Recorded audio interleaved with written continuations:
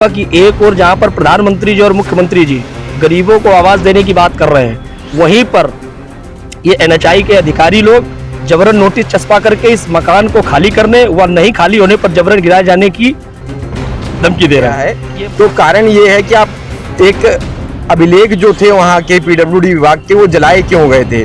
अगर जलाए गए हैं तो एनएचआई को पूर्व में बताया क्यों नहीं गया कि ये लैंड अघोषित है? हम लोग अगर यहाँ से सुनवाई नहीं हुई तो हम लोग लखनऊ माननीय मुख्यमंत्री के यहाँ जाएंगे और माननीय प्रधानमंत्री जी महोदय के यहाँ दिल्ली जाएंगे और नहीं होगा तो आमरण अनशन करेंगे। 1-1.5 साल हो गया, पति नहीं है, ससुर नहीं है, तो इस कारण से बच्चों को पालन पोषण के लिए। उधर कानपुर के रनिया नगर पंचायत से खबर निकलकर सामने आई है, जहां पर देश के प्रधानमंत्री नरेंद्र मोदी के द्वारा सभी लोगों को घर बनवा कर देने की योजना जारी है। गांव-गांव, शहर-शहर लोगों को घर दिए जा रहे हैं ताकि वह उसमें रहकर अपना जीवन यापन कर सके।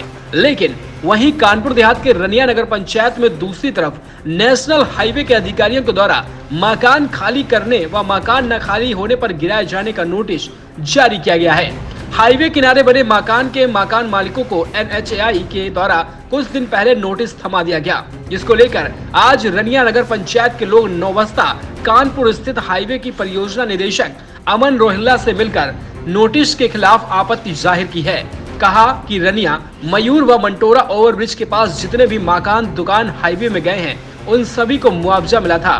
तो ऐसी कौन सी स्थिति आ गई कि रनिया हाईवे के दोनों तरफ बसे व बने मकानों को कोई मुआवजा नहीं देने का प्रावधान आखिर आया कहां से? इसी मुआवजे की बात को लेकर रनिया हाईवे के दोनों किनारे बसे समस्त मकान मालिकों ने आज अपनी आपत्ति जाहिर की है। देखिए क्या कुछ कहना है वहां के लोगों का, आइए सुनते हैं। अभिषेक शर्मा है। क्या मामला ये है कि जो एनएचआई के द्वारा रनिया हाईवे पर नोटिस जबरन चस्पा की गई है, उस विषय पर सिर्फ ये कहना चाहूँगा कि एक और जहाँ पर प्रधानमंत्री जी और मुख्यमंत्री जी गरीबों को आवाज़ देने की बात कर रहे हैं, वहीं पर ये एनएचआई के अधिकारी लोग जबरन नोटिस चस्पा करके इस मकान को खाली करने व नहीं खाली होने पर जबरन गिराए जाने की धमकी दे रहे हैं कि ये मकान आपका जबरन गिरा दिया जाएगा, इस पर कोई भी उचित मुआवजा नहीं दिया जाएगा। मेरा माननीय प्रधानमंत्री जी से, माननीय मुख्यमंत्री जी से सिर्फ यही निवेदन है कि आपकी जो भी आवाज़ देने की योजना क्या वो रनिया पर लागू नहीं होती है? इस विषय पर भी गहन चिंतन करके जितने भी मकान जा रहे हैं इन पर उचित मुआवजा दे करके एक राहत देने का कार्य करें। कुमार उर्फ सोनू मिश्रा है। हम लोगों की समस्या ये है कि हम लोगों के मकान 70-80 वर्ष पूर्व के रनिया चौराहे पे, रनिया कस्बा हो गया है, तो वहाँ पे हाईवे किनारे हम लोग 70-80 साल से बसे हैं। हम लोगों का व्यवसाय चल रहा है, उसी में निवास भी कर रहे हैं। पिछली बार जब 4 लेन बना था तो हम लोगों के अधिग्रहण की सन 2012 में सूचना दर्ज हुई थी कि अब आप लोगों के मकान अधिग्रहित किए जा रहे हैं, मुआवजा दिया जाएगा। उसके बाद इस बार अभी 1 हफ्ते पहले हम लोगों के मकानों में जबरन एनएचआई प्रशासन ने नोटिस चस्पा करा दी है और उसमें कहा गया है कि आप लोग अवैध कब्जा किए, 1 हफ्ते के अंदर अपना कब्जा हटाएँ। और उस पर 31 जुलाई आपत्ति की तारीख थी। हम लोग जब पीडी ऑफिस में कानपुर नौबस्ता बसंत विहार में पहुँचे आपत्ति कराने, तो उनका कहना है कि हम आपको मुआवजा नहीं दे पाएंगे। पिछली बार विश्व बैंक का पैसा आया था इसलिए दिया था, इस बार नहीं दे पाएंगे। और हम लोग सब चूँकि व्यापार कर रहे हैं, हम लोगों के सामने रोजी रोटी का संकट खड़ा हो जाएगा अगर मकान गिरा दिए जाएंगे।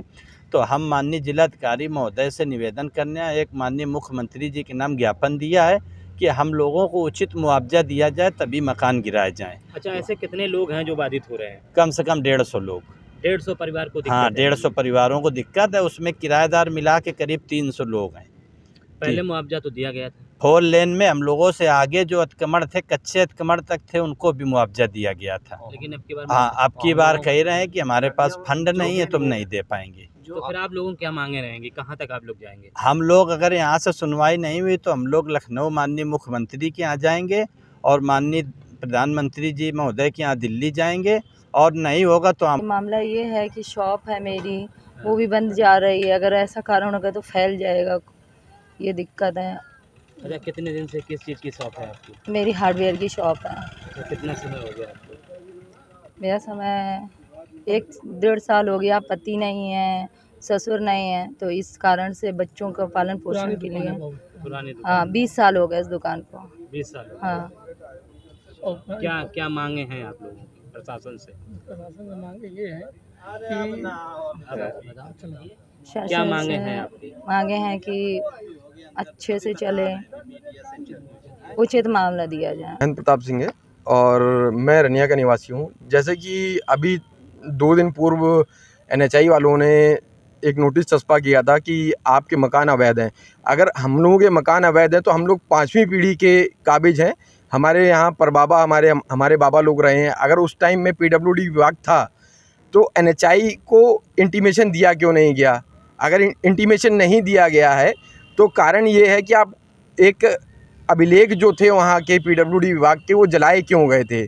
अगर जलाए गए हैं तो NHI को पूर्व में बताया क्यों नहीं गया है कि ये लैंड अघोषित है, घोषित नहीं है, यानी कि कॉमर्शियल लैंड को नकारा जाना ये गलत है। ठीक है, माननीय मुख्यमंत्री जी से निवेदन करूंगा कि इस प्रकरण को संज्ञान में लेते हुए NHI विभाग को थोड़ा टाइट कीजिए और जो उचित मुआवजा हो उसको देने का कष्ट करें। धन्यवाद। कितने लोग ऐसे हैं जिन पर नोटिस नोटिस क्या, मैक्सिमम रनिया के जितने भी व्यापारी बंधु हैं, जितने भी घर हैं, उनको सबको नोटिस चस्पा किया गया है। और जहां तक कि मुझे ये पता है कि दोनों साइड की जो मार्केट है सारी बाधित होंगी, सबके व्यापार चौपट हो जाएंगे, बचेगा किसी के पास कुछ नहीं। क्या सब लोग खाली हाथ बैठेंगे क्या? क्या चाहते हो, कहाँ तक मांगे रहेंगे? हम लोगों की मांगे निचले स्तर से लेकर हाई कोर्ट तक जाना होगा, हाई कोर्ट भी जाएंगे, सुप्रीम कोर्ट जाना होगा, सुप्रीम कोर्ट भी जाएंगे। अगर माननीय मुख्यमंत्री जी के समक्ष अगर ये बात जाएगी तो अगर कुछ निस्तारण निकलेगा तो अच्छा रहेगा, नहीं तो फिर माननीय प्रधानमंत्री के समक्ष भी हम लोग जाएंगे। और नहीं अगर ये बात होगी